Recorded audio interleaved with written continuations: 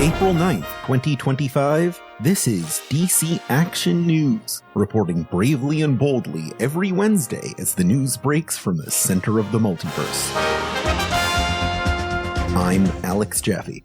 Our top story. In what was meant to be his first public appearance since the White House standoff between Wonder Woman and the secret King of America, the President of the United States meeting with the United Nations Secretary General at the Delaware State Fair was cut short today in an attack by Brainiac. Brainiac's attempt to use the state fair as the launching point for a new superweapon was interceded by a group of guerrilla fighters bearing the resemblance of old Hollywood movie monsters, including what appeared to be a vampire, a gorgon, a werewolf, and a Frankenstein.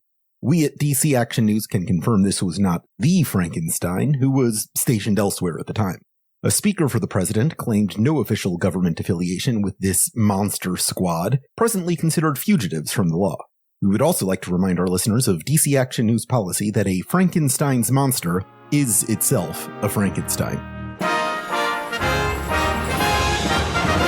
In interplanetary news, the former Red Lantern Corps, depowered after the detonation of the Red Lantern power battery by the United Planets, staged an attack on the planet Thanagar to exploit its nth metal core. The unauthorized drilling has cracked the core to confirm Thanagarian mythology of its true nature as a cosmic egg. The hatching of this nth metal core tore the planet apart as it gave way to the birth of Horus, the ancient nth metal god of both Thanagar and ancient Egyptian folklore.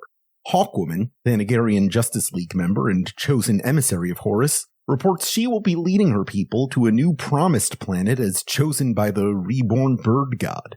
Thanagarians currently on Earth may report to Cairo or their nearest Justice League embassy to begin their pilgrimage. In Gotham, the Memento Killer, an assumed urban legend known for recreating historical tragedies as murder scenes, has struck again. This time, the recreation of an 1892 fire that claimed Gotham's Sacred Heart Hospital. Among the reported casualties is Dr. Malik Bashar, once the medical protege of city father Thomas Wayne. Hero trackers report that Robin has been missing in action since the incident. Let's hope Memento's next recreation isn't another death in the family. Business, weather, and more after this. Are you tired of your 9 to 5? Are you looking for a new hobby that's not only fun, but profitable? Do you long for the spotlight? The Arnold Wesker School of Ventriloquism may be just what you're after, but don't take it from me. Take it from my friend Mr. Scarface here. Shut up. I'm running the show, see? We need 4 eagle-gaudy blunt heads for an armored truck jog, jaded gank tellers, and courage to apply. Oh, Mr. Scarface, you're such a kidder. See, this is the kind of material you'll learn to develop at the Arnold Wesker School of A kidder, see? What am I, here to amuse you? Quit monkeying around with that tape machine. We got work to do, see? Yes, Mr. Scarface. For details, dial 1-800-WHO'S-THE-DUMMY. That's 1-800-WHO'S-THE-DUMMY. Welcome back to DC Action News. In business, Cord Industries is among the first to capitalize on the new tropical region of Kansas being called New Coulee after an attack on the town of Smallville last year by a restless island spirit. Cord has marked the area as the home of the company's new themed gaming venture, the JLI Hotel and Casino. Representing the casino on site in New Coulee are former Justice League International members Fire and Ice. Cord's public relations team maintains optimism that the duo is capable of cooling off any fires in the development phase, whether or not they happen to be the cause.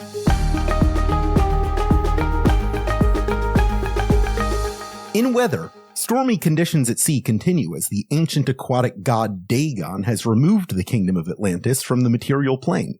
Our marine biologist and Atlantean Studies Authority, Dr. Stephen Shin, reports that the storms may continue until a new local champion is selected for the Blue, the morphogenic field which unites all aquatic life. Shin seemed hopeful that the Lady of the Lake, timeless speaker for the Blue, might choose him personally for the role, but let's be honest here, it's probably AQUAMAN. At DC Action News, we hold ourselves to the highest possible journalistic standard in truth and integrity in reporting. It is in that spirit that we must apologize for an error in last week's coverage where we misidentified Earth Alpha as Earth Omega. All we can offer as explanation in this moment is that Darkseid is. With that squared away, let's go now to our Earth Alpha correspondent, Absolute Alex Jaffe. Thank you. It's been 1 month since the Batman brought an end to the party animals led by Black Mask, the billionaire hedonist who made Gotham City into his dangerous game. All construction has stopped as Gotham returns to order, including the Arc-M facility for the city's criminal population. One former inmate, Mitchell Matches Malone, died suddenly from a violent illness upon his recent release from the facility. Cause of the outbreak is still currently under investigation. We go now to Earth 63, where DC Action News correspondent Count Jaffula is covering the vampire war from the front lines. Welcome. This is Count Jaffula. As you know, the glorious vampire hordes of Queen Gordon have conquered this world. We have brokered an uneasy truce with the world's remaining human population as we turn towards a common enemy, the invading forces of a god from a distant world known as Darkseid. Our last reports of our resplendent queen's demise at Darkseid's heel have proven blessedly premature, as the mechanical men of the human hero Cyborg have come to her aid. The hunt continues for the fabled miracle child prophesied to bring our kind to a new age, secreted away by Queen Gordon's departed general AQUAMAN to the kingdom of Atlantis. We pray to the grey sun that our kind reaches him before the forces of Darkseid. And now it is my understanding that Prime Earth has some kind of fashion update. Thank you, Count Jaffula. And that's right. We now go to our fashion correspondent to tell us more about what our heroes are wearing lately.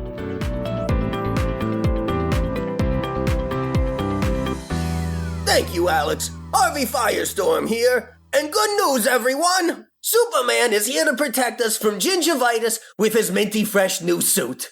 I love this trend. All these superheroes have their cute little Arctic action suits in the back of their closet, just waiting for the day a mutant penguin attacks. It's like the snow day. I know a tailor named Gamby. Man makes a killing on white fabric alone. But let's be real. If I had to explode my home planet to get white clothes that won't stain, sorry, honey, but I'm taking that deal. I mean, look at those cuffs and collars. This is a suit that understands using color to frame a silhouette. You think Superman took a while to pick that shade of dead Batman sidekick egg blue, or just said, give me Ice's costume, but better? So thank you, Superman. You and your new suit are doing the heroic duty of reminding me to get my teeth re-whitened. Back to you, Alex. We'll be back next week. For DC Action News, I'm Alex Jaffe, and your day has now been saved.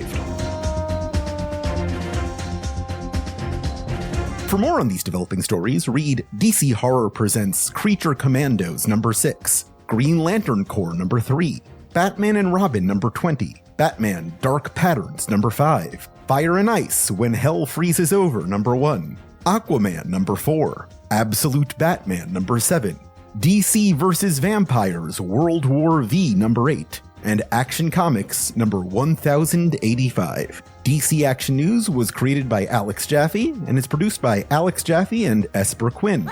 Additional voices by Gilbert Smith and Ben Kahn. The views and opinions expressed on this podcast do not necessarily reflect those of DC or Warner Brothers Discovery, nor should they be read as confirmation or denial of future DC plans. Never stop reading comics.